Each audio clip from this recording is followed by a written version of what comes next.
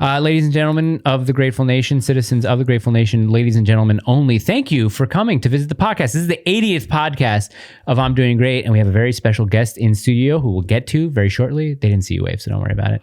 I'm controlling everything today. Listen, let me tell you guys about our sponsor of today's show, Aura. They're awesome. Listen to me. Aura is an easy-to-use app that includes everything you need to stay safe online. Aura protects you from scammers and hackers by scanning the so-called dark web, where criminals sell stolen information. They're known to do this, okay? They look for your emails, passwords, and social security numbers, and it alerts you if it finds anything really fast. They help you fight back against those annoying websites that make your personal information public by automatically requesting removal of your info, so that also helps reducing in robocalls. Aura gives you near real-time alerts on suspicious credit inquiries, like if someone was opening a loan or credit card in your name. I'm going to slow down a little bit now. Their VPN allows you to stay anonymous online by keeping your browsing history and personal information safe and encrypted. And they protect your devices from viruses, malware, spyware, and more, so the bad guys can't break in. Or even helps you manage what your kids can do on their devices. You can restrict specific apps, set screen time limits, and even set focus times to ensure that your child is doing his or her homework instead of binging on YouTube. And their password manager lets you store and access your online passwords securely and conveniently. Maybe you already have an app that does one of these things, but with Aura, you don't have to download and pay for 7 separate apps. Let Aura do the hard work of keeping you safe online, and if you sign up right now, Aura will give you a 2-week free trial with my link, and you'll be shocked at how much of your private information Aura finds exposed over those 2 weeks. So go to aura.com/doinggreat to start your free trial. And also, it's linked below, and there's a little QR code that you guys can scan. So thank you, Aura. Listen, if you like our show, and if you like us, you should like Aura, and you should sign up for it. You get a free 2-week trial, okay? So do it. What do you say there, Gina? Please do it. Thank you. Please and thank you. Okay, now I'm going to announce our guest. We have a guy that I saw doing a reel about Catholicism on Instagram, and I was like, this guy's cool. He's a cool Catholic. You really don't see too many of those online. There are many who exist, but you don't really see them. You don't see them. You see a lot of kind of cringe Protestants doing stuff, and you're like, I don't like that so much. The Orthodox keep it quiet. They just mostly post art. They don't say anything. But then I found Franco, and I said, Franco, you're pretty cool. I am pretty cool. What can I say? Real recognize real. Real recognize real. So true. Well, listen, Franco, he's like the Catholic Nick Fuentes. What? Can we say that? Wait, he said so real. Oh. But you're saying he's the Catholic Nick Fuentes? Well, Nick Fuentes is Catholic. I was going to say he is Catholic too. He is Catholic, yeah. But sweet. But I mean, he doesn't. Is this the leather jacket now? Is this your personal kind of you don't go anywhere without it? No. Wait. I have different leather jackets. This is one of them. Can I just say, you're one of the few people who can pull off turtlenecks well. Really? Yeah. Some people, they wear turtlenecks. I'm like, nope, that's not it. I always thought turtlenecks look fine. You make turtlenecks look nice. Yeah. I think some people can't pull them off because it depends on head shape or face shape. Right. I think you've got a good shape of your head. Good bone structure. Look at that. You kind of got a Lou Diamond Phillips kind of vibe. Diamond Phillips. Yeah, he played Richie Valens in La Bamba. Well, I know my head shape is a diamond head shape, I think. Oh, okay. Yeah, right. Yeah. Cool. Are you now Aurelio? Is that Hispanic? That's Italian.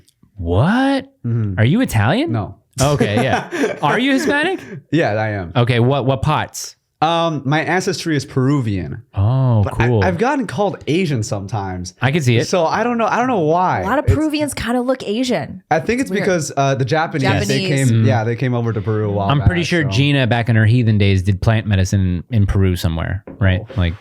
That I did. Yeah. And a lot of them looked Asian. The plants? Well, probably because they were smoking Peruvians. it. Oh, Peruvians. Yeah. Okay. There's a lot. They're small. They had the same stature as Asians. They're not particularly tall people. Well, it's interesting because they look different from the Peruvians in the cities. Like the countryside Peruvians look very Indian, right? Like Mayans, indigenous to Peru, or whatever that means. Speaking of indigenous people, go ahead. You saw the recent apologetic on what indigenous were doing, and the point of the conquista, correct? Tell us. I didn't see that. Okay, the Catholic Warrior on Instagram, they made a post about what some of the tragic stuff that was going on with the indigenous people, specifically why the Catholics came over to colonize, like the Americas, and they were like drugging children. They were, for child sacrifice, they're ripping their hearts out and whatnot. It was terrible. So that's why it's like, they get the whole colonization stuff gets a bad rap when it comes to Catholicism. Well, have you seen who's that guy, that Joey B. Tunes? Do you know who that guy is? So he posted a video of some woman. He's like, here, look at this woman who's totally desecrating a Mayan temple. That's a good Joey Tunes. Yeah. Oh, is it really? Not bad. Okay. So yeah, this woman was walking up this Mayan temple and people were throwing stuff at her. They said, you're disgracing it, blah, blah, blah. And I said, rub your feet all over that. They did child sacrifices on it. Go for it. Colonization gets a bad rap, but I have a friend, he's Indian, his family is from India, and his dad says colonization is the reason why I was able to learn how to speak English and get a degree in medical school. This kind of Indian?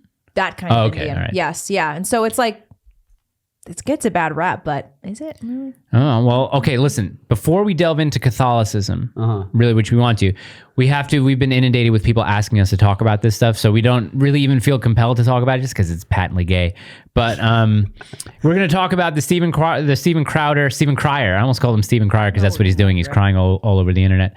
Steven Crowder and Daily Wire. For those of you who don't know, which is weird, I guess Steven Crowder turned into a free agent after he left the Blaze, and the Daily Wire made him some ridiculous offer, like $50 million over 4 years to not only produce his show, but whatever he needed to produce his show. That was included in the $50 million, basically $1 point whatever million per month over that 4 years. And then Steven Crowder was like, I don't like it because I don't like the terms. But everybody knows if you don't like terms in a contract, you negotiate them, you don't sign them, you walk away, you come back with something better. That's it. He didn't want to do that.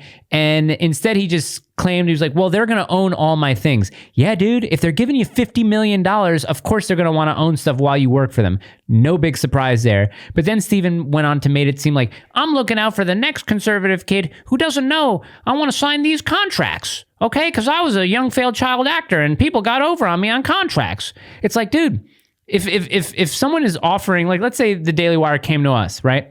Lol. They offered us a show. We would look at the contract and saying, this might not be too good because they're going to own all of our stuff. They're going to own our channel media while we're doing it. Yeah. And you and I know we're throttled. We're demonetized constantly. Like, per the contract, if we get demonetized, like the Daily Wire is going to fine us because obviously they need to make money off of our videos. That's why they are paying us, because they can make money. Right. We probably can't do this deal. No problems, Daily Wire. Like, we wouldn't probably be a good fit anyway. And I don't know. They're just like Steven Crowder, even though I don't really care to take the Daily Wire side on very many things, Steven Crowder's acting like a little bitch. Gina. Such a nothing burger to me. I don't know. They're all just crying. And then Ben Shapiro crying on his show and saying, we used to be friends. I can't believe the two are friends. We're not friends.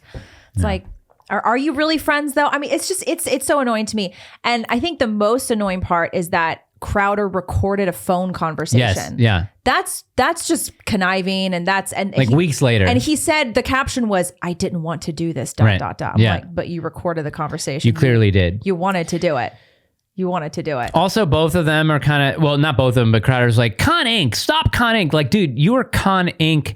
times, infinity. Okay, well, you throw Nick Fuentes over, like, under the bus. Yeah, I saw the way you treated Gavin.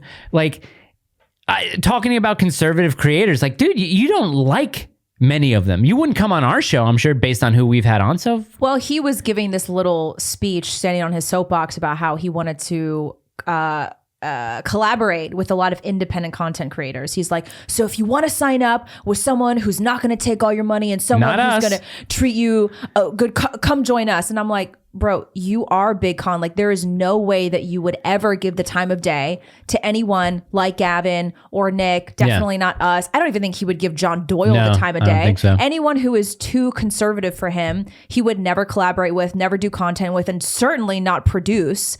So that whole speech was just like, dude, you wouldn't accept anyone unless they were Big Con. Like, you are Con Inc. Yeah, guys, so clip this out, okay? Turn it into your own clip, spread it around. I'm sure we'll do that. I mean, it's not even worth it because it's not even worth it. It's a nothing burger. I mean, and we're saying this as people who don't even, like, we're not fans of Daily Wire in general. Like, obviously, they're Con Inc. Yeah. So it's not even like we're taking sides. It's just the whole thing is, it's actually a win-win for everyone, though. Right, for everybody else. Everyone's trending. Crowder gets more attention. Daily Wire gets more attention. Everyone's fighting and getting all the likes and retweets and all that. So it's a win-win. Let's cut it off there. Enough about it. We got Franco here. We have a limited amount of time. Marketing PR. That's what you think. Yeah, it seemed to have. Yeah, it was just successful. Yeah, like if Crowder ends up on Daily Wire, it'll be funny. So what we're gonna do is people ask you questions, and then we'll go from there, and we'll have conversations about things. Sounds great. Okay? Sounds great. So let's start with this one. No thoughts. No thoughts. I don't think so. This is from B-Mac in 89. Okay. Oh, a friend of mine. Oh, nice. I went to high school with him. I don't know if this is a question for us or if it's a question for Franco. I mean, maybe because you do debates on your channel every now and then. Yeah, but I wouldn't say like I'm like super experienced when it comes to debating. I know my buddy Pinesap, the one that I did a debate with, debate with, his brain is enormous. If I were, he's my go-to guy whenever I come to like apologetics and whatnot regarding. People keep on asking him to come, like telling us to come on the show. I'm like, I don't know who he is, but yeah, I guess. He's cool. Yeah, he's a good friend. He's good. Yeah. Oh, I think Jay Dyer. Doesn't he want to debate Jay? From what Pinesap told me, Jay Dyer wouldn't debate him because apparently he needs to he needs to have like a degree or something. I don't know. That's what I recall from. Bryson doesn't have a degree. He just debated Bryson. Yeah, that's odd. Okay, so yeah, so the question would be, who would be the most prominent liberal to debate on your show? Be like, who would you want to debate? It's prominent liberal. Yeah. I don't really. I'm not like so up to date on like who's like popping in. Who would be the most prominent Protestant you would want to debate? That's a good one. But I don't know like who are the prominent Protestants. Like I just know debate Ali Bestucky. That would be a really good one. I just know my friends that are Protestant, but that's pretty much it. I don't even know who Ali Bestucky is. Yeah. Wow. Yeah, that'd be a good one for him to debate though, because she's like on Reformation She's a Day. Calvinist too, I think, right? She's a Calvinist. Oh, okay. There is Alan Parr. There is Mike Winger. I do know of those two guys. I've heard of Mike Winger. I know Mike Winger. I don't know the other guy. Yeah, Alan Parr. I actually used to watch him when I was back in when I was still a non-denominational, and he makes pretty good stuff. You know, he's been outspoken about the LGBT stuff and whatnot. He hasn't shied away from that. However, you know, I was watching Trent Horn. He was like pretty much rebutting his video on the Apocrypha, why the Apocrypha are not. You know, not divine and whatnot. So I was watching that video, and that's frankly where I got a lot of my apologetics from Trent Horn. Oh, really? Okay. Yeah. He's really great. Yeah, he's really. No man is an island. No man is an island. We need each other. How do we feel about not Trent Horn, but who's the other gentleman who wrote Infiltration? Oh, Dr. Taylor Marshall. How do you feel about Taylor Marshall? I think he has a lot of great takes when it comes to conservative politics and whatnot. Like he's I've seen a very much like a very shying away of talking about conservative stuff and like, you know, going against, you know, LGBT and whatnot in the Catholic sphere nowadays, especially because of the, you know, the total libtard propaganda that's been going on in the US. So I very much respect him for like being, you know, hard on like all the conservative aspects and like talking about it in the culture. So like that is my positive that I'll take away from him. Like he's really, really strong in that. So that's good. However, I have a feeling I know what the negative is. Yeah. However, and this is not to say that I'm like some, you know, perfect guy. You know, I have my own flaws. Everybody has flaws. We're imperfect. That's the whole point of, you know, being in this world. We're all imperfect. We're all going to have our own flaws when it comes to certain things. For Dr. Taylor Marshall, I would say that one thing that I wish he could improve upon would be the way he formulates his criticisms on Vatican II and on the Pope. Right. I do think that some, like, you know, you can criticize, you know, I think there's room to criticize and whatnot, right? Especially because Pope Francis's actions, some of his actions are, one could argue are sinful. Some of them are scandals and whatnot, right? They are, but that's not heresy by definition. That's not heresy, which many people will want to say it is because they want to try to disprove the Catholic Church, but that's not heresy. No Pope has ever spoken heresy throughout entire church history, at least from what I know of. So, you know, if they have, then the people in the comments will correct us. Yeah, they'll correct us. Yeah, right. Trust the people in the comments. Right, for sure. Yeah. But anyways, so Dr. Taylor Marshall, he talks about Pope Francis and whatnot. Like, I was pretty patient with him throughout, like through a long time. You know, seeing his tweets on Twitter and whatnot. You know how you can, like, people that you follow, you can see like tweets from people that they follow, right? So I would see Dr. Taylor Marshall's tweets pop up every now and then, or pretty constantly. One thing that really set me off, one thing that I was very repulsed by, was when he when Saint Benedict, when Pope, not Saint Benedict, well, hopefully he might be, you know, one day, right? Canonized, but Pope Benedict, when he died, you know, obviously there's like a lot of emotion when it comes to, you know, one of our blessed popes dying. And what Marshall did was he tweeted out, I'm paraphrasing right now, I'm gonna try to get it as accurate as I can, but he literally tweeted out, you know, Francis did not respect Benedict. It was obvious. So that's it would be fair to say that that's a judgment on a man's heart. Right. And not just any man, but the Pope himself, our holy blessed Father. And I would be totally understanding if he had done like a humble inquiry about, maybe where Pope Francis's heart is at. But the way it was a statement. It wasn't even an inquiry. It was Pope Francis, Francis did not, or Bergoglio, I don't know how you refer to him, but Francis did not respect Benedict. That, to me, I think any Catholic that sees that should be super offended. Well, he's not a fan of Francis, right? No, I don't think so. Yeah. Yeah. I don't think he's a big Pope Francis fan. Yeah. Yeah. Okay. Next question. Someone says, David Bless, do you like pit vipers? Is that an inside joke? No. Okay. Do you mean snakes? Pit vipers? No, it's not an inside joke, but pit vipers. Do I like pit vipers? What's that? They're glasses. Oh, they are. Oh, right. The not holographic, but they're like the big ones that go across your whole face, They're the right? based white boy summer glasses. White boy summer glasses. That's a good way to put it. Yeah. I'm a boomer. Don't worry, I'm a 38-year-old boomer. It's okay. Don't worry. The shirt compensates for it. Oh, these. Oh, by the way, if you like this shirt, go to sharpen_light on Instagram. He draws all the saints with guns and stuff. This is Joan of Arc. Or Bonobos. We love Joan of Arc. I love Joan of Arc. Joan Joan of Arc's awesome. Yeah, those are pit vipers. Yeah, now you know. I have some of them. I should have brought them. Oh. What is this from Emily Rose, who's a frequent question asker of our Grateful Nation? What is the number one way you've seen people be convinced of God's existence or coming to the faith? The number one way. Example. Lead by example. Really? Lead by example. Yeah. You can. I tweeted about this a while back. And I posted this on my story on my Instagram, talking about how you can be super intelligent and still not know what is good and evil, right? Or still choose to do evil despite knowing what's good and evil, right? Hitler's a good example of this. Stalin is a good example of this. Very, very super smart guys committed atrocities. So clearly, intelligence, just because you have high IQ or whatnot, that doesn't mean you're going to be on the, correct side of Jesus Christ. Ben Shapiro. Ben Shapiro is very smart. Yeah, super high Very IQ. smart. Yeah. Pray for him. Yeah, it's a good point. Yeah, definitely. So, so definitely, I want to talk about that, right? So when we talk about how to change people's minds, right? It's not even much about changing people's minds; it's more about changing people's hearts. Because I can give somebody that drop the mic, apologetics or debates, when it comes to the why the Vatican is based and why succession is real and whatnot, right? You can do all that, but if the person's heart is not softened, like Jesus talks about, they're not gonna they're gonna be very close. They're gonna be blinded by their pride. So that's why it has to. You have to really, really work on. That's why I like to do my music and whatnot, and my videos have largely changed from kind of the aggressive that I kind of miss. I'm not gonna lie, from the aggressive style to more of trying to be a more sympathetic thing. Because and again, I'm not saying that the aggressive style isn't necessary. There are some people that are there and should be putting that stuff out there. Me personally, I think I'm being called for something different, and so that's why I really apart from my music, right? I know that a lot of people encounter my music and they people that like the genre, they like it. And then they're like, oh, this is pretty good. And then they might see my off-putting takes and whatnot, right? And I'm like, well, it's not as if I have to hide the truth. I can still tell them the truth, but just formulate it in a way that it's digestible for them, right? Because I can say ban contraception in a way that might set off people that are addicted to vice,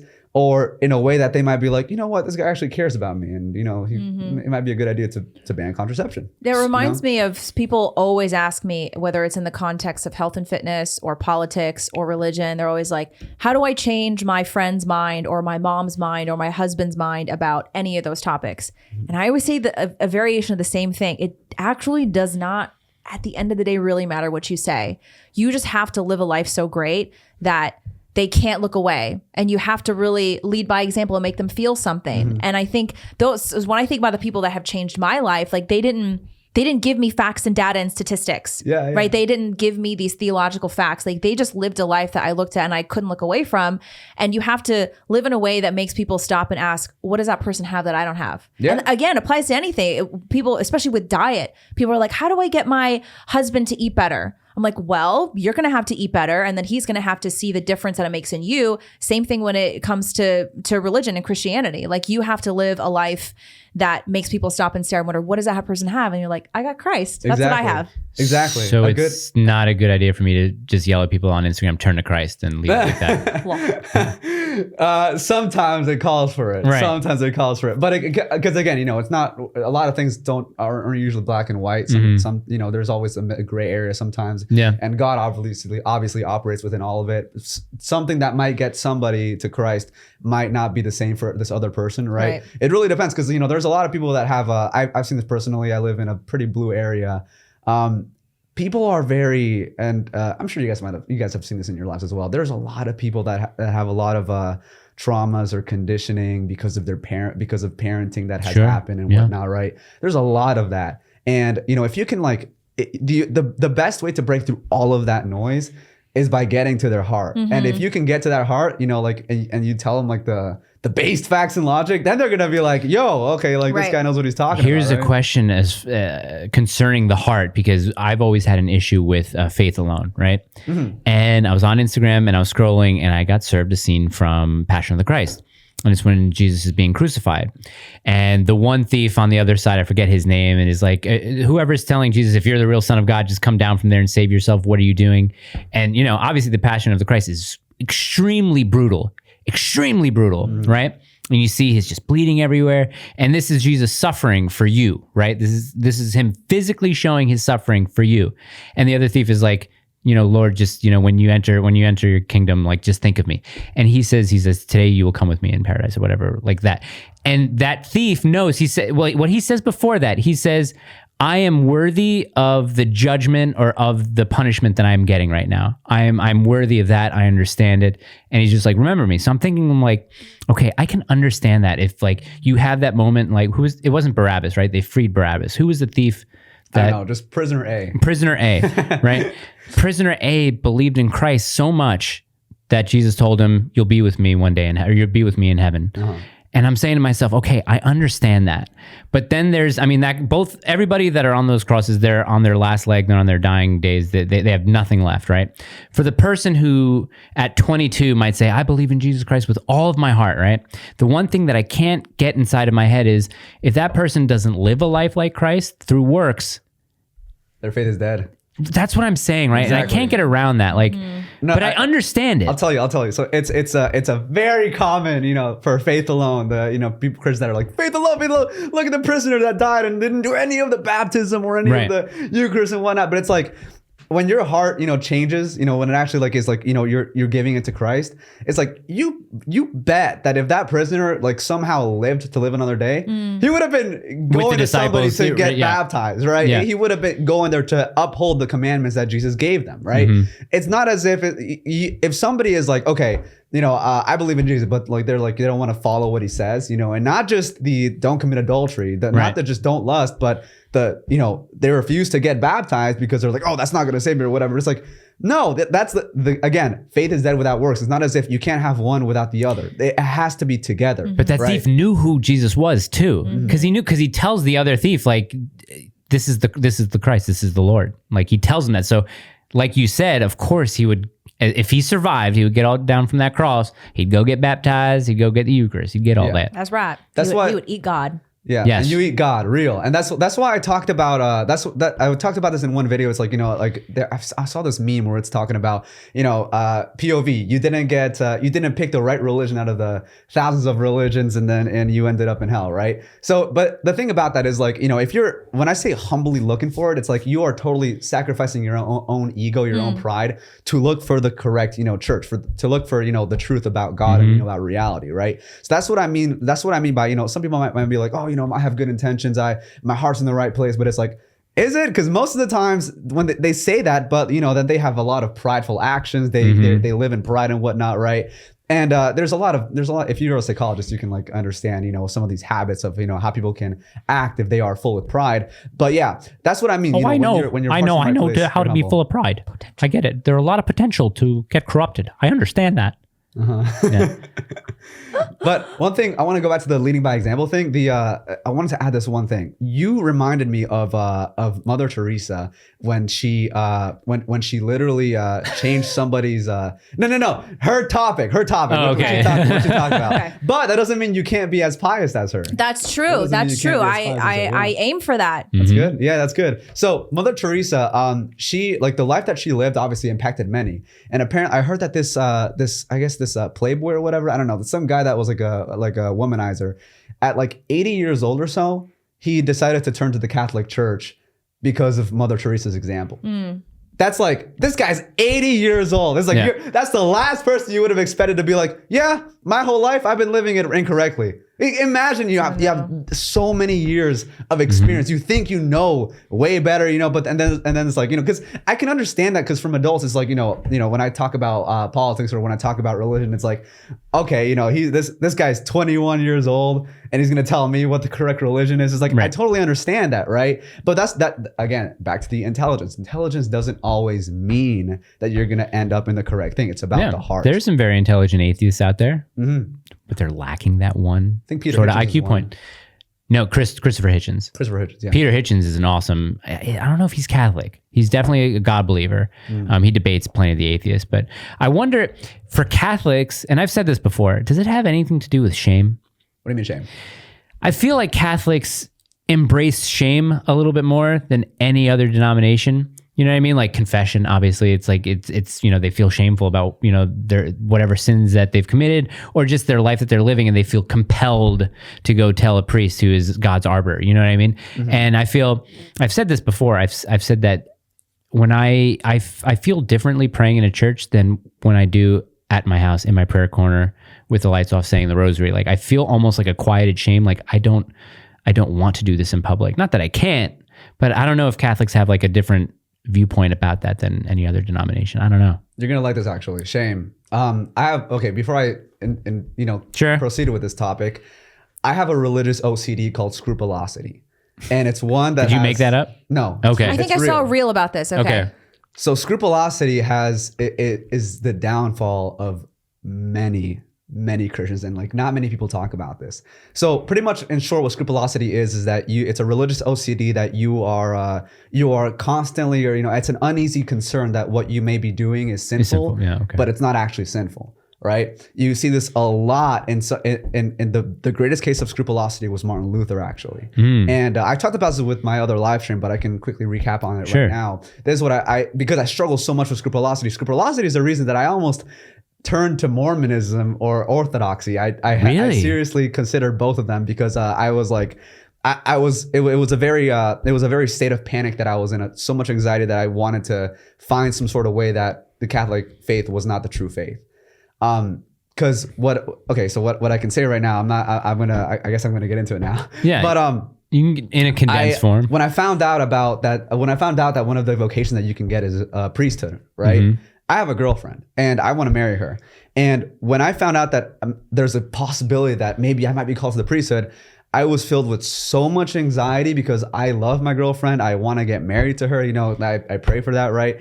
And I really was like, but at the same time, I fear God enough that I respect, what He might invite me to. And that's one thing that I could not, that I was having it wrong. I could have, if I just simply went and submitted to a spiritual counselor, I wouldn't have had any of these problems, because because what they told me is that, well, yeah, if you're getting anxiety, then it's like, either it's not of God or you're simply reacting badly to an information and whatnot, right? So you probably shouldn't be, taking that act of like what's giving you anxiety and whatnot, right?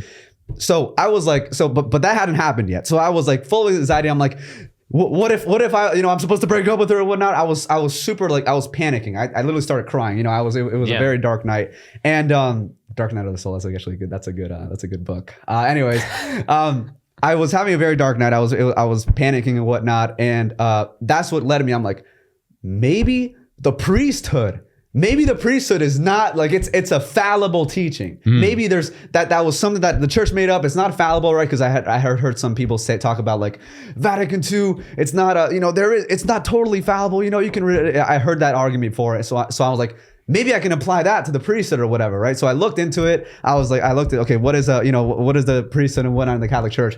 And then I look into it, and it says It's a dogma. So if you guys don't know, a dogma means that it's like it's 100%. You can't deny it. It's there. It's there. So I was like super like shoot. You know, I was super anxious.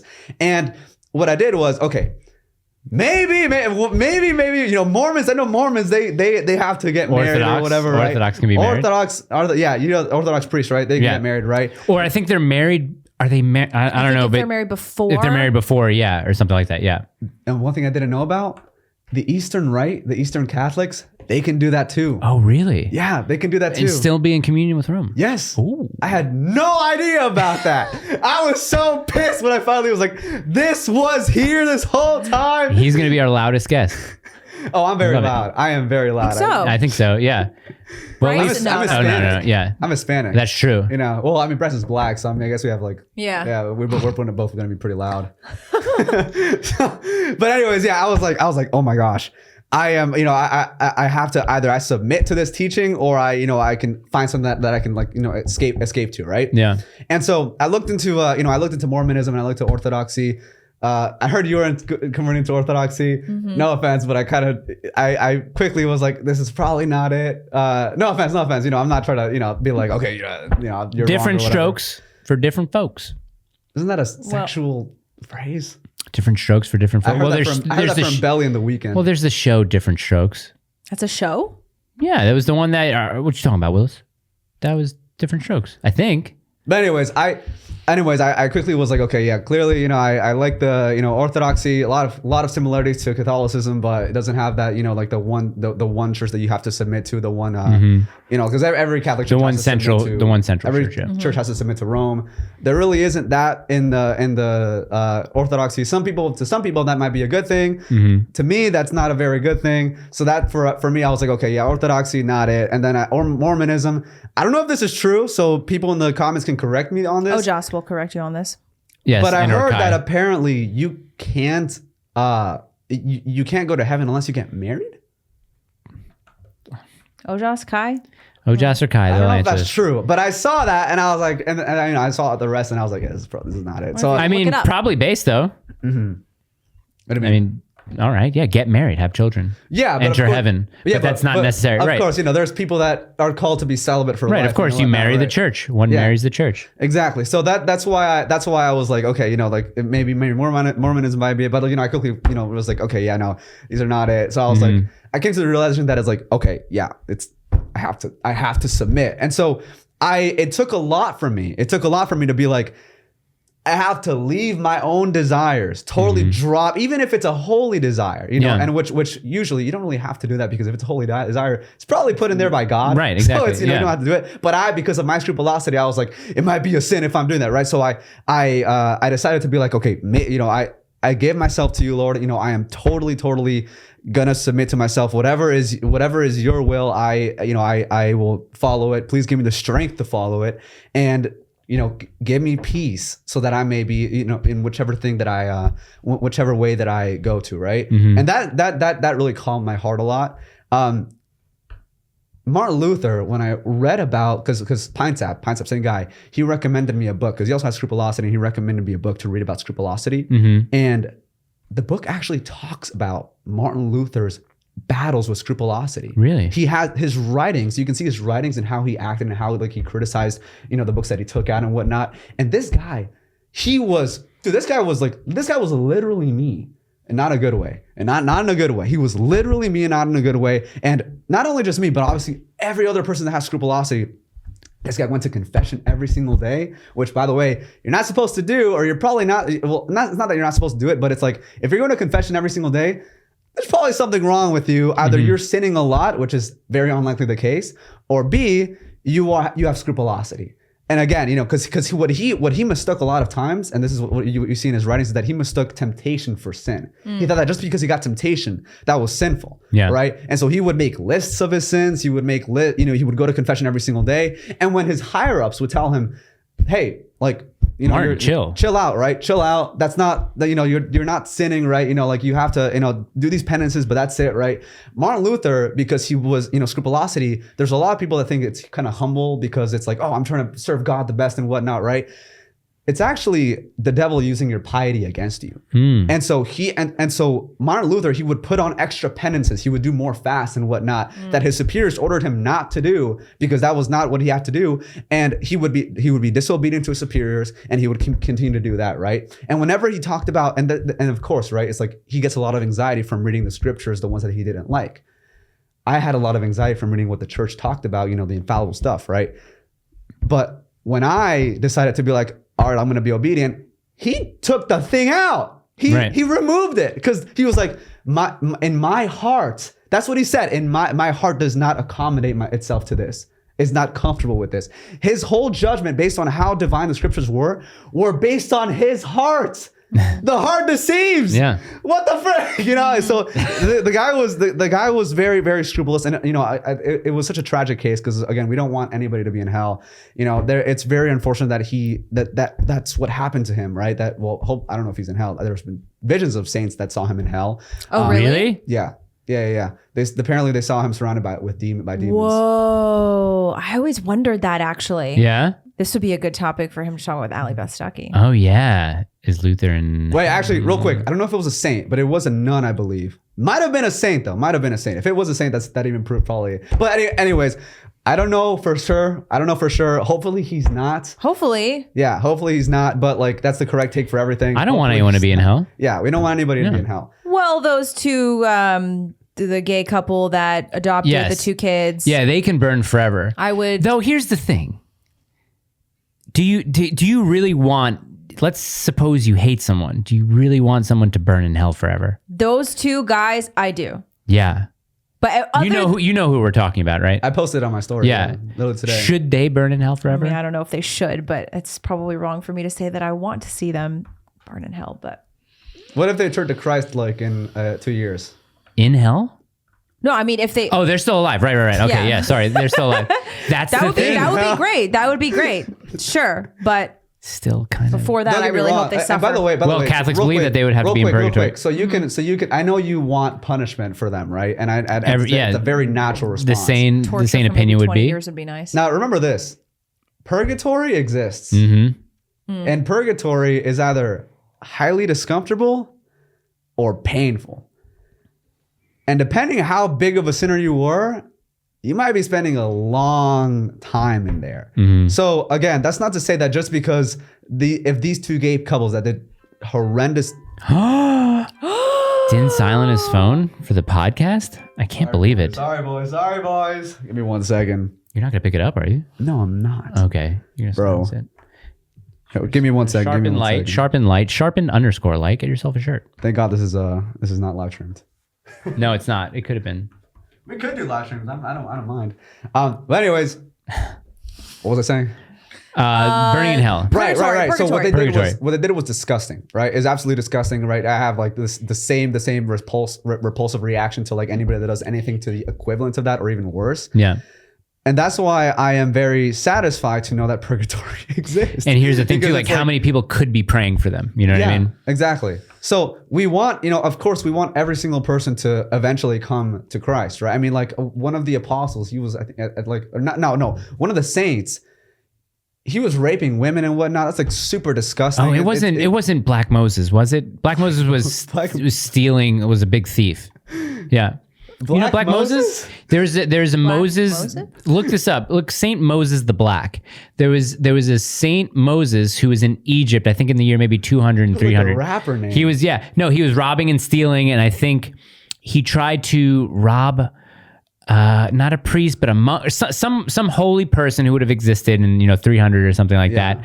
And I think that holy person changed his heart and his mind, and I think Moses the Black became a saint out of that. Saints, looking it up. There are saints that have done very disgusting things, but they've repented for it, and and it's like when you repent for it, it's not as if you're gonna be like, oh, I don't want any more punishment. It's because it's like, exactly, because if it really was a sin that you committed that was bad, and you are truly repentant of it, you are gonna be like, God give me what I deserve, right? And like if that's the fires in purgatory, then that's what I deserve. It doesn't say raping women, but he's a thief, right? Yeah, he was in a band of robbers. Repentance, though, I'm glad you brought that up because that was one of the things that was really difficult for me to reconcile as a former Protestant, is that they just don't value repentance the same way that Catholicism and Orthodoxy do. It's like, because you remember, I don't know if you didn't film that with me. I did a reaction video to the girl who said that twerking was a spiritual experience. Yeah. And she was talking about how twerking is healing. And all these women are coming up with new age ways to heal themselves. And I was watching a video from this Orthodox priest named Father Felipe, and he said that you cannot separate suffering from repentance. Like you can't have one without the other. Yeah. And now with this new modern age, and especially with modern feminism, people love their suffering. It gives them oppression points, right? If you have suffering, it's like, it's social credit. It makes you could post it on Instagram and you get a lot of likes and people are like, oh my gosh, you're suffering. I'm here for you. I'm going to witness too. this. Yeah. This makes me feel like we're in solidarity, but they never, ever, ever, ever want to bring repentance into it. And that was something that, not to say that Protestants never repent, right, but it's just not a part of their practice the way that it is in Orthodoxy and Catholicism. I saw a guy on TikTok, and again, this is from TikTok, so it's probably not even the best source, but this guy literally said, you don't have to repent of your sins. I was like, what? That's what the gay pastor said in the video. He says, I'm not going to hell because God knows my heart. And in my mind, I'm like, do not generalize all Protestants from this one freaking dude. Please do not generalize. I'm like restrict. I'm like practicing constraint. I'm like, dude, because again, that is one guy, one Protestant. Right. Yeah, but I have heard, not to say that they all think that, but I have heard that before. Now, here's the thing. Protestantism, by definition, what is a Protestant? What is a woman, right? Protestantism, by definition, it's in the name. It's any Christian denomination that protests against the Catholic Church, right? That covers so many denominations. That's why, when I've heard the argument like, this graph of like the 33,000 denominations, well, it's more like 10. And it's like, more like 10,000. Yeah. And they cover the, and they say like, well, look at what they did to the Catholics. But it's like, yeah, it's invalid when they did it to the Catholics, but it's totally valid when they did it to the Protestants, because a Catholic by definition is somebody that is supposed to submit to the Catholic Church. If they are not submitting to the Catholic Church, it's not like a new denomination. No, it just means that Catholic is in heresy. They're not. That's pretty much it. They're not fully incorporated to the Catholic Church. Here's a question following up on that from another. Oh no, this is from Marco Hernandez. Do you know that? Okay, go ahead. I didn't cover shame. Okay. One thing that I read in my Scruples in Sainthood in the book was that shame, you really have to have good discernment when it comes to the shame that you feel, because you have to remember, again, the devil can use piety against you, right? And so when you, like, if you commit a sin and whatnot, right, and you're like tearing yourself, crying and whatnot about that, that's actually more of a form of pride to a certain extent, because it's as you want God to see how. It's as if it's like, why are you beating yourself up? Like, it's like, you are imperfect. Why are you beating yourself up so much? It's like, repentance should, performative. Repentance should be a thing where it's like, I did wrong. I'm changing my mind to never do it again. It's a very at peace sort of thing, right? And then you proceed. That is how it works. If you're like, that's self-flagellation. Yes. Yeah. Though I understand that, but then it's like, I'm not gonna whip myself either. Was that wrong? Was that wrong? The self-flagellists? I don't know. Is that considered a heresy? What's self-flagellation? It's when you whip yourself to experience the pain that Christ experienced. Only if I think that's only if a priest gives you that penance, I think. But okay. I don't think a priest will ever do. So here's the question. This question is from Marco Hernandez the first. Was selling indulgences wrong during the Reformation, and was Martin Luther right in pointing it out? Martin Luther was, okay, that's the thing. I just talked about his scrupulosity, right? Right. So many people think that Martin Luther protested against the Catholic Church because of the corruption and whatnot. And there were priests that were getting drunk and like were doing stuff that was not what the church was telling them to do. Right. So it's like, it's dumb, because it's like, why are you going to judge the Catholic Church based on the people that don't follow the Catholic Church, right? That aren't submitting to it. So that's, Martin Luther, a lot of people think that, that's why Martin Luther went into the protest. Is like, no, it was his scrupulosity that led him to do all of it, the religious OCD, right? And so with the selling indulgences thing, again, that was another thing that was not even like something passed by Rome or whatever, I believe.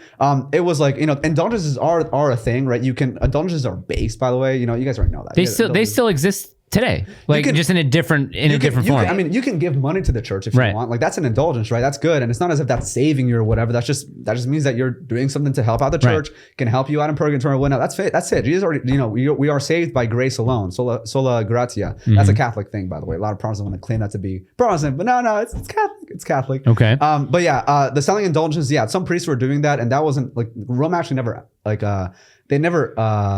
sanctioned that? Yeah, they never sanctioned that, I believe. So like they were abusing like the selling of indulgences and whatnot. However, right now, what is practiced that you can give money to the church if you want. And yeah, that in some dioceses, I believe that's an indulgence. That's valid. Yeah. Question from Saint Wave here. Saint Wave says, Franco, what's something you personally find cringe that most on the trad side don't? Like everything. What are you talking about?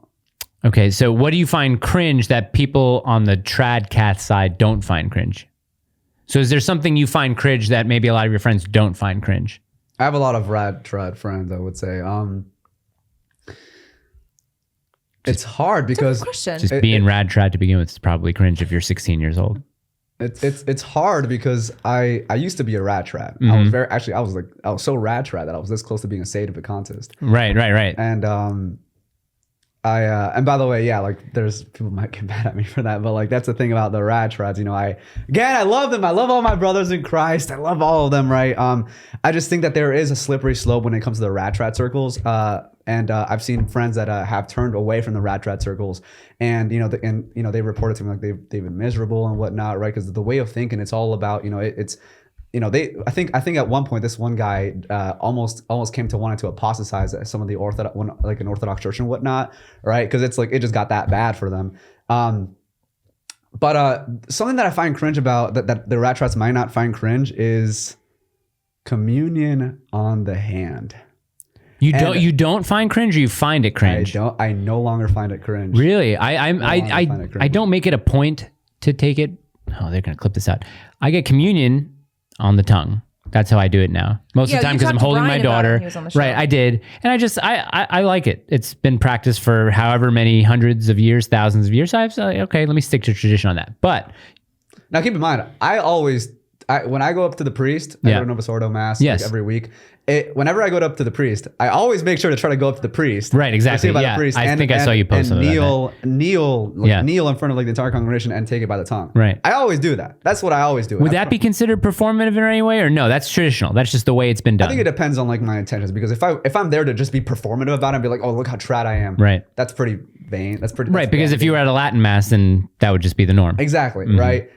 But if somebody is like there because they just genuinely like their intentions are purely that they want to honor the Lord, yes, then yeah, that's fine. Okay. Right. Now the reason why I no longer find communion on the hand cringe, right? I mean, Brian, I saw this on Brian covered this. He talked about like this one church over in India or something that their tradition was communion on the hand. Right.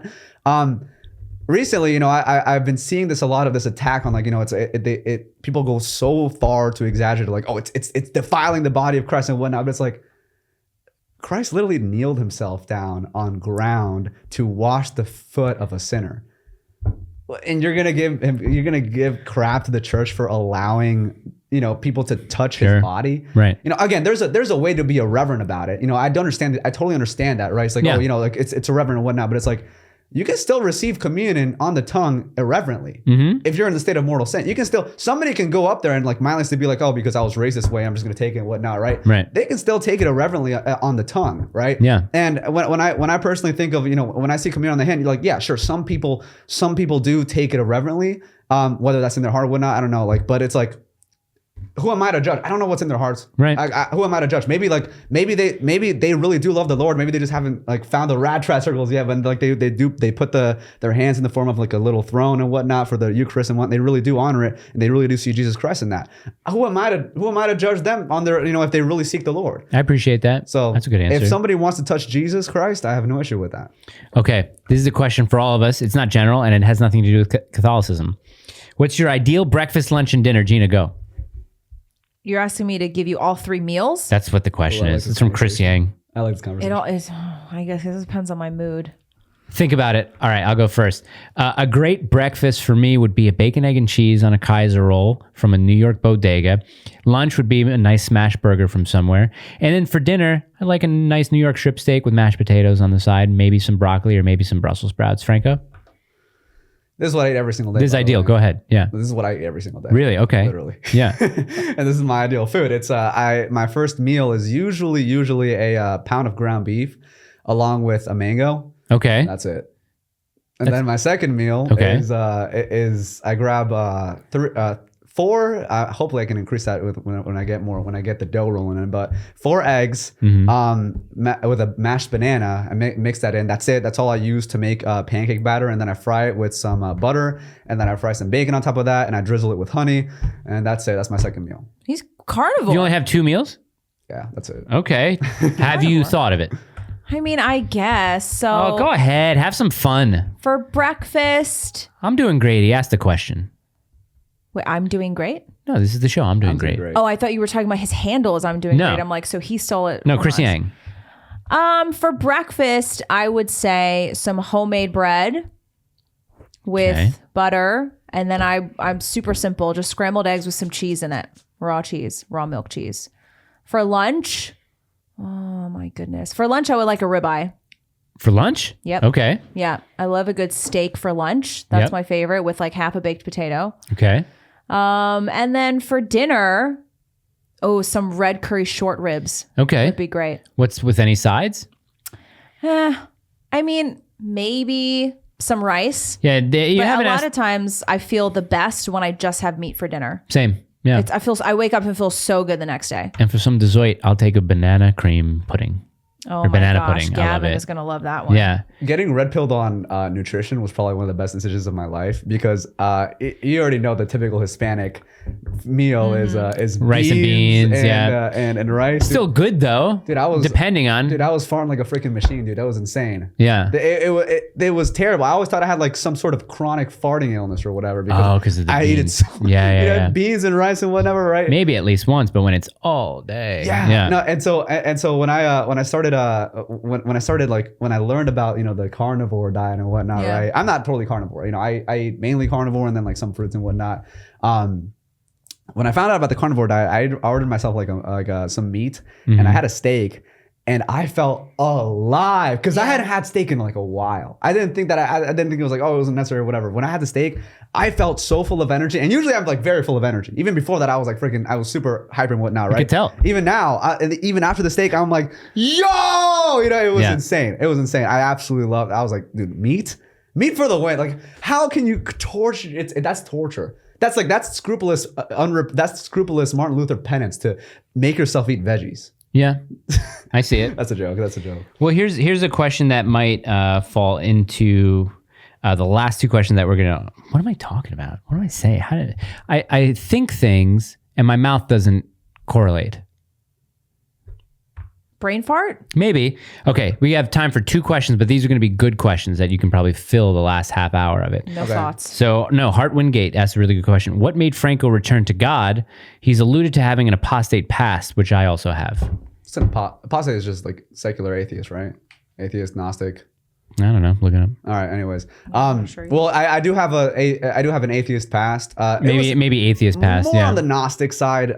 More on the Gnostic side. I wasn't always. I keep looking at myself. You can. gotta remember to look. A person who renounces a religious or political belief or principle. Yeah. I was raised Catholic. I was simply just baptized into the first communion as a Catholic. When I did when I was growing up and whatnot, I don't even think I even knew what I would say this. I didn't think I even knew what a sin was until like literally 2 years ago or 1 year ago. I had no idea what what God taught and whatnot, right? I just knew my mom was like sort of religious or whatever. She's like culturally Catholic. My grandmother, super Catholic. She was very, very religious and whatnot. But she never actually taught me anything that was concrete theological stuff. And so when I went through like a huge phase of just just listening to some manosphere guys. You guys know those guys, right? Sure, the manosphere guys. And Rational male. By the way, never listen to those. The worst advice I had ever gotten in my life. I literally thought that all women were gonna cheat on you. Because you're not a high value man. Yeah, I literally thought all women were going to cheat on you at a certain point. Hypergamy, yeah. It's terrible because I called my dad. I was trying to like red pill him on that. I'm like, how do you know that you're because I have a stepmom, right? It's like, how do you know you're not your wife is not check her phone, Dad. Check her phone. I know. I was like, how do you know you're not with her all the time, right? And he was like, what? Like he literally called me like, oh, what? Like, are you trash now? Like you turn yourself into trash? Because that's like something in Hispanic culture. It's like when somebody is like when a man is is not machismo. Are they talking about machismo? No. When a man is not a good example, like he's like a man whore or whatever. Okay. They call him basura, which is trash. Oh, okay. Right. So because I told him like, there's no woman that's gonna. So you might as well just do whatnot, right? And he was like, what are you, trash? And I was like, no, we just gotta get red pilled and whatnot. So I might have even given my dad like some anxiety in there because I was like trying to convince him that his wife was probably cheating on him. So I'm sorry about that, Dad. I was wrong. You already know this, right? Mm-hmm. So I went through that, and some of the guys there were kind of like they were kind of conservative, which I found pretty funny because it's like there is some truth to like what the manosphere guys talk about, right? Yeah. There is some truth. It's just what makes the whole thing wrong is that they're missing the God part. That's what makes the whole thing wrong. So I went through that, and then I went through like a kind of political sphere because I never really was very interested in politics. Mm-hmm. But when I saw I actually I was very anti-Trump when I was younger. I was like oh, Trump sucks and whatnot. It's right? Okay. I actually made a fan fiction of like an Assassin's Creed spinoff, like Assassin's Creed, the game, video game. I love that video game. Mm-hmm. I guess not anymore because it's pretty simple. But anyways, I made an Assassin's Creed spinoff of an assassin in the modern day having to kill Trump. Really? Yeah, because I just thought he was a bad guy. Like that's like it was like I just thought that he was like that much of a bad guy. Okay. Because it was like the people that I met, they were all so like open to being like, oh, Trump is the worst thing that has ever happened and whatnot. I literally was like, yeah, like what's the big deal if you just kill him or whatever? I literally thought that. Mm-hmm. Safe to say, come a long way. Right. But anyways, that was how down bad I was from I was very, what changed all that? I think I don't know. I don't want to tie this to race, but Hispanics might have like this certain like machismo thing ingrained in them. Right. That it's like when I saw the whole thing of like, there are more than two genders. Like I was like anti-Trump. I was, I was very, very patient with transgenders. So I was like, yeah, transgenderism, it's totally fine and whatnot, right? For real. Yeah. Huh? Real. What? For real. No, for real. I thought that. Like real. Like that's what you thought. Yeah. I thought oh, wow. Yeah, I'm not saying real. I'm just saying real. Obviously now, I was like, wait, hold up. Mike, I thought you were what? No. I know, obviously I'm still patient towards transgenders. I pray for them. I'm patient towards them that they may come to Christ, right? Change their ways. But back then I was you were sympathetic to their distortion of reality. You thought that they could change their gender. Yeah, I thought that was fine. I thought that was totally fine. I thought, being gay was like totally fine and whatnot, right? Yeah. Obviously, again, I love all my gay brothers in Christ. I love them all, right? I just wish them to come to Christ, right? That's, pretty much the Catholic take on that. But before I was like, go have anal sex. That's all great. I was pretty much very, very. Doesn't matter what you do behind closed doors. Were you legitimately like that? Yeah. Like really? Not like so outspoken about it, but if you ask me about it, I'd be like, yeah, no, I don't care. Yeah, it doesn't bother me. Right? Yeah. But it's so funny because the one thing I would have came on was, dude, there's no more than two genders. Are you dumb? That's where you drew the line. That was one. Yeah, that's where I drew the line. I think a lot of people are experiencing that now. I think a lot of people are being like, wait, if they're so wrong about this, what else can they possibly? They're just overplaying their hand now. Yeah, for real. Yeah. Real. And so I saw a meme, because I was also on chronically online Zoomer, and I saw a meme where it's like, like how Steven Crowder's Changed My Mind meme, popped up and like went viral. I was like, where did that come from? And so I looked into it, right? And I looked into it, and I found that there's only two genders. Changed my mind, and that's how I got brainwashed. That's how you were indoctrinated. That's how I was indoctrinated. Really? So wait, Steven Crowder changed your mind? Steven Crowder. Well, no, he didn't change my mind at first. It was more of that I was shut up. It was more as if I was like, well, hey, listen, hold on. I just told you my terrible backstory. Yes. You don't act surprised that Steven Crowder changed my mind. It's fine. No. So we can thank him for that. I already agreed with him that there's only two genders, right? So I saw him debating some lib on college campus. So I was like listening to his points, right? Because I just knew that it was like, that's not true. But it was a different thing hearing him like dissect it. It's like, it's like a little kid knowing that God is intrinsically true, but like, but he's, he doesn't know like the explanations for it. It's like, he just knows that it's true, right? Whereas some people that, might be a little more stubborn and whatnot, they have to take so much time to actually get to that, right? Yeah. Same thing with Catholic faith. Not gonna lie, but anyways, there's more. Well, actually, no. The Catholic faith is like that's another. It's not something that you can get to by natural reasoning. You actually have to. That's why Jesus came and revealed himself to us, because belief in God is a natural reasoning thing. You can get to that by natural reasoning. But to become Christian, you have to be revealed into that. You have to actually get exposed to that. Never mind. I take that. I agree. But anyways, yeah. But it's still pretty beautiful. So like you can recognize its objective beauty when you see it. But anyways. I saw that and I went and I was like, oh, this guy's pretty good. This guy's pretty smart, right? And so he has great takes. I like, I already agree with him, right? And I saw in the recommended feed and I was like, it said, build the wall, change my mind. And I'm like, whoa, I'm not gonna check that out. I like you, but I don't want to check that out, right? So I watched his other stuff on the gun control and like other stuff, right, that interested me. And I was like, I like this guy. I was getting pretty sympathetic on him, right?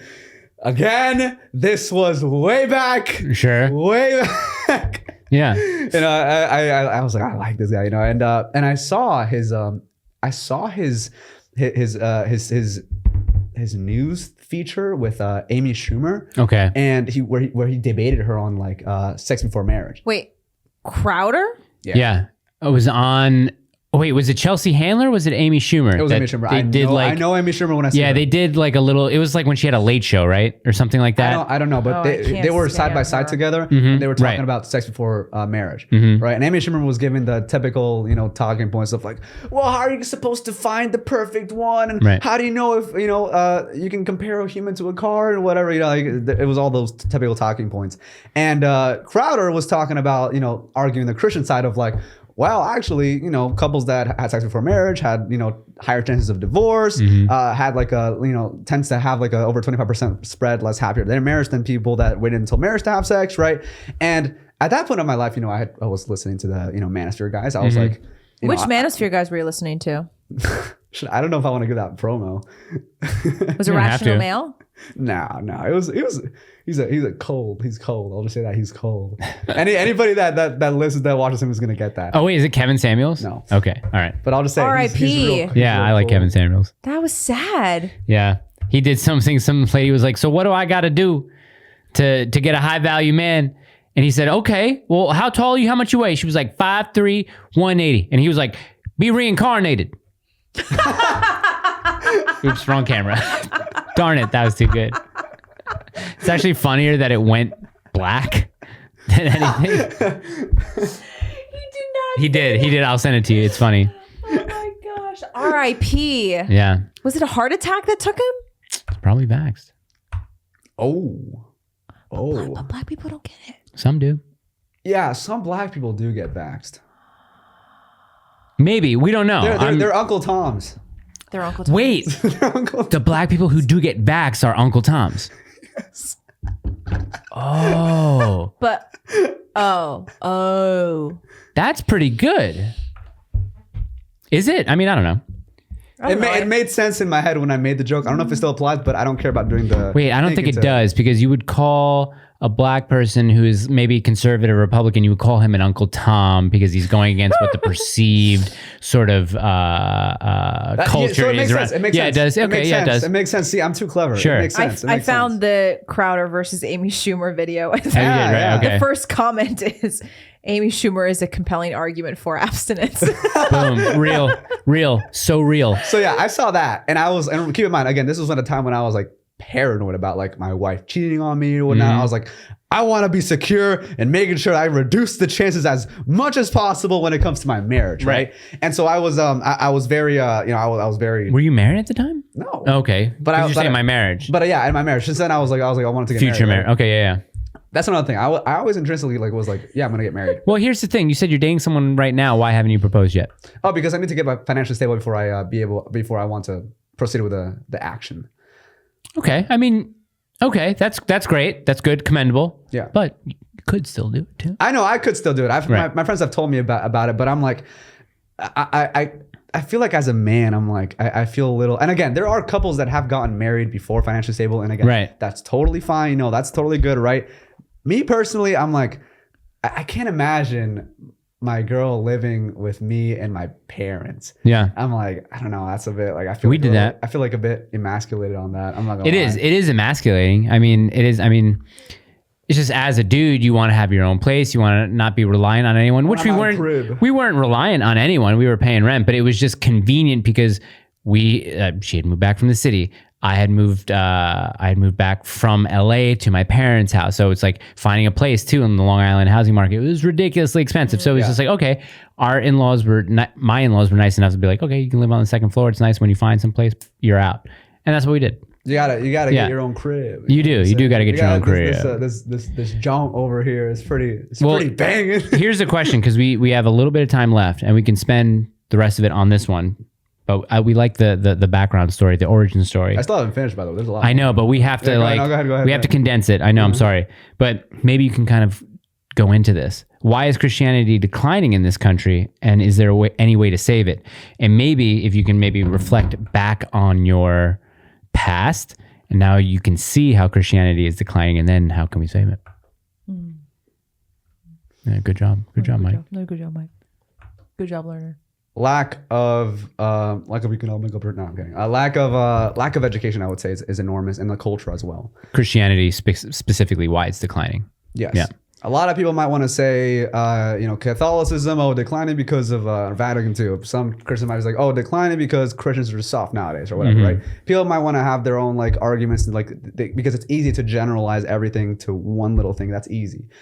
But if you look into the full context, communists have been infiltrating the education system. They've been infiltrating Hollywood. They've been promoting all this stuff. And sin sells. It's very easy to do that. And lack of, and when you have a country that's founded off of Protestantism, where essentially, as long as you can prove it with your Bible verse, it goes, right? And if you can appeal to the people that are in power and they're like, oh, maybe you do have a point. Maybe this Bible verse says that drag queens should be, that's an exaggeration. Individuality. Exactly. Individuality. Oh yeah. Protestantism values individuality so much. I mean, the fact that you can be your own authority of what the Bible, of what the faith really is, that's super individualistic. So, whereas it's harder to be docile and to be a student forever to the Catholic Church, right? So it's, there's not that ultimate authority that they have to submit to. And because of that, there's no, if you can't even find the objective truth about our own faith, how the heck are you? Is it maybe on the decline because you have so many of these, I don't want to say woke churches, but maybe cool churches with the pastors, with the preachers in sneakers who are totally preaching a false gospel. And maybe that's a new sort of wave that so many kids are getting on right now, but it's the wrong one. I think that's a symptom. It's a symptom. Yes, Okay. it's definitely a symptom. That's a good way right. to put Yeah, it. definitely not a cause. Okay. Yeah. Because the way I see it is that the answer to everything, and this is going to be very divisive, but I say it with love, the answer to everything is Catholicism. Right. So anything that's going wrong is because of a lack of Catholicism. In Hollywood, you see a very, very huge promotion of degeneracy, essentially. In the education system, you see a very, very huge promotion of equality, individualism, and like they call it, we're all priests, we're all, we can all interpret, well, which we all can interpret the Bible. It's just that you just have to make sure that, if you have a disagreement, the church is the final authority on settling that pretty much, right? You can still like find something that might have not been found before or whatever, right? You just have to get it checked by the church, make sure it doesn't contradict anything. Right. Anyone can say Jesus is transgender or Jesus was transgender. Anyone could say it. They say God is trans. Right. Doesn't make it true. Yeah, exactly.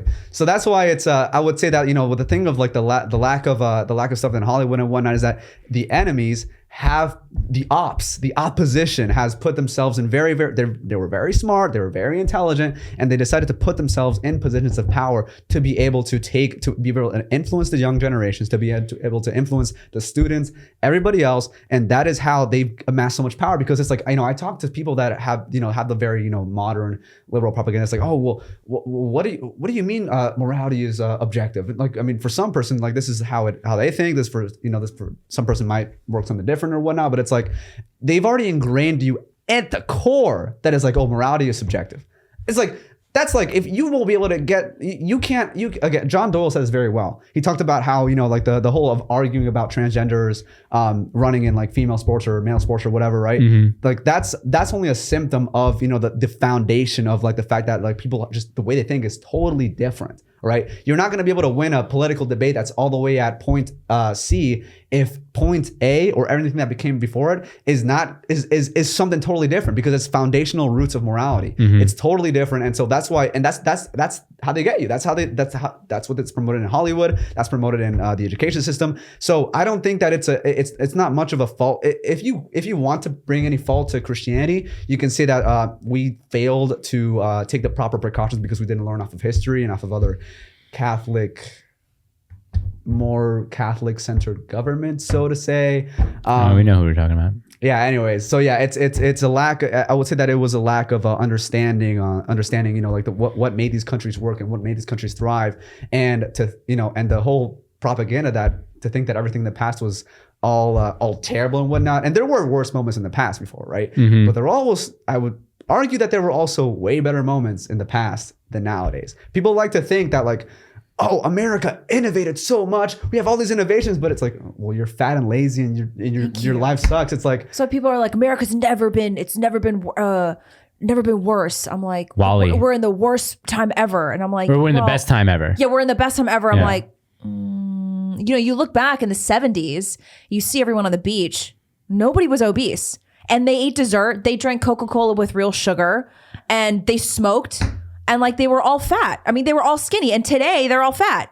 That's what the modern day conservative talks about. It's like, is that because America is materially well off, it must mean that it's the greatest country ever. Right. We invented Wi-Fi, and Wi-Fi is a good innovation. But there certainly is a debate to be had. Whereas, was the internet a mistake? Just because it's new, does that mean that it's good? Yeah. Would you be better off without it?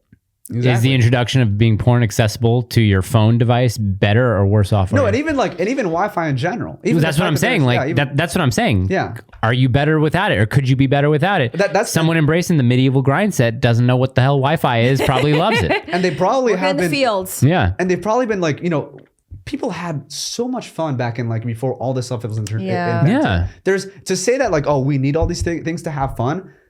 It's such a huge cope, and it's totally ridiculous, because that's how, and again, that's when you ask a conservative, why is America the greatest country there is? They tell you, well, we did all these innovations. It's like, what the frick does that matter if your country is godless? What does that matter? That's what I've been thinking about that so long. Like if someone asked me like, why is America so great? I'd be like, I don't know. Like, you think it's great? I don't kind of think it's all that great right now. Is that a horrible black pill? Think of it this way. No, not really. It's still great, but I get what you're saying. So think of it this way, right? I like to think of countries like families, right? When you look at a country, right? When you look at a family, and there's a family that might be super rich or whatever, but the kids are like total degenerates. They lack any masculinity. The females, they're terrible. They're no rapport with their parents. They have a lot of great names. Like privileges when it comes to where they can sleep and whatnot. They have food all the time, right? But mentally, they're terrible. They are so, how do you say, what's the opposite of well off? Bad off? Well, yeah, I guess. They're so much worse off. Yeah, worse off. They're so much worse off. You can look at a family that lives in like a destitute. Worst house that, super poor house. And you see how, and they can have such a beautiful communication with their family, beautiful interactions with each other. They know the meaning of life. They know all of this stuff, and they're super at peace and whatnot. So what are good countries to live in now? Good countries? Romania. I'd say no, not Romania. Was it Bulgaria, Croatia? Croatia is a good one. Apparently, Poland, Serbia. Yeah. Serbia. A lot of the Eastern European countries are all right. A lot of the Eastern European countries, but again, that's not to say that like you should totally abandon America. Right? No. I don't think I'll ever get there. No, the Catholic thing is to stay in America, because the prideful Catholics, what they decided to do was leave the Catholic Church and start their own. No, the loyal, humble Catholics stayed in the Catholic Church to reform it from within. We have to remember the Catholics founded the Americas anyway. Christopher Columbus. He should be sainted. He should be. You said something about the trans stuff and how these men are infiltrating women's spaces, and the argument that I always hear. I said this in one of the reaction videos. They say it's wrong when a man pretends to be a woman and then infiltrates a woman's space. No, that's not why it's wrong. It's not wrong because William Thomas infiltrated collegiate women's swimming. It's not wrong because the Thai guy, wee man. It's not wrong because he infiltrated the pageantry space. It's wrong because it's an abomination of God's creation. Yeah. And that's why we can't even agree on the very foundation of the morals of it. People are like, you can be, even conservatives say this, you can be trans behind closed doors, but when it comes to my kids and when it comes to my daughter's high school team, that's when it's different. That's why we're at where we're at, because you think it's fine. You gave him an inch. You think it's totally fine for a man to pretend he's a woman, as long as he doesn't walk into your daughter's bathroom. And so now we're at point C, where we haven't even agreed on point A. And this is why like classical liberals say this all the time, like like the Dave Rubins and the Abigail Schreiers are like, it matters when men infiltrate women's spaces. I'm like, no, it matters because this is an abomination of God's creation. And even before the whole, but women can't become men, it's like, even before that, well, what is a woman? What are the duties of a woman? There's so many things that you can tie it all the way back, and then that's when you start to see, oh, look at that. It all started with a slippery slope. It all started at the very root of all these issues. Because women's sports don't really matter. Women's pageantry doesn't matter. Like, that's not the stuff that matters. There were so many weird comments to your reaction video that were like, why can't you just let this person have it? Like, well, how come you didn't buy the pageant or something? They were making excuses because I guess this guy saved some dumb pageant to begin with. Wait, what? Read the comments on that video. They were just saying, why do you have to be bothered by this? This guy saved this pageant. Or they said this woman. Yeah, I guess because he bought this guy, the Thai lady boy. Bought it from Trump. Right, exactly. Yeah, he saved the pageant. Saved the I don't know. Again, I could not care less right, about exactly. a pageant. Yeah. I do not care about Miss Universe. What I care about is a man pretending to be a woman. Like, that is immoral. It's wrong. Yeah. Let's go, ladies. Let's go, lady. I am a lady now. I am a women now. You guys reminded me of this. I was with a few friends the other day, and these guys are not like they're not so up to date with like contraception, wise bats and whatnot, right? And and I was there. I hadn't seen them in a brick, right? And these guys are guys I went to Boy Scouts with, and I'm an Eagle Scout, by the way. So like these guys are all Eagle and whatnot. Most of them are cool flex. It is a good flex. I know. I always like to mention that. It is a good flex. So I was telling them like contraception is gay.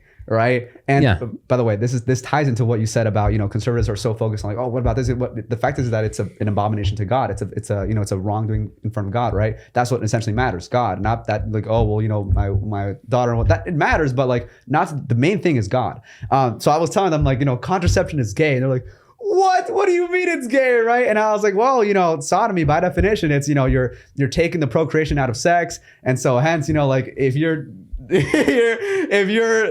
engaging in contraception, it's like, well, you're taking the procreation out of sex. You're gay, man. We've said that on the show. Contraceptive sex is gay. That's why Nick, when they clipped him out and they said he was joking, that he was like, I don't have sex with girls. He was like, it's more gay that you're having sex with all these girls than wearing me condoms. For not having. Right, exactly. But he's talking about contraceptive sex. Right, exactly. It's gay. Yes. It's gay. As long as he was talking about contraceptive sex, he was correct. Yeah, he was. Because that's what all the guys are doing. They're having contraceptive sex. They also asked me. They also were like, okay, well, what about pulling out? And I'm like, that's gay too, man. That's gay too. So, and by the way, I think an angel killed somebody that had gays like that pulled out in the Bible. I don't know if they killed him, but they got pissed off at him. They got really pissed off at him in the Bible. Whoa. Yeah, they did. They got I wish I would have stumbled across this. I wish I would have been reintroduced to Catholicism when I was like 23. Dude, me too. When I came to Catholicism, I'm like, I could have had so many better experiences throughout my entire life. It's like, because, some people, they have like, and, pray for them. Some people have like, they're very stubborn when it comes to the faith, right? They're like, it takes them a long time to like finally understand it. To some people, it's like art. They just have to see it and they just know that it's beautiful and it's true.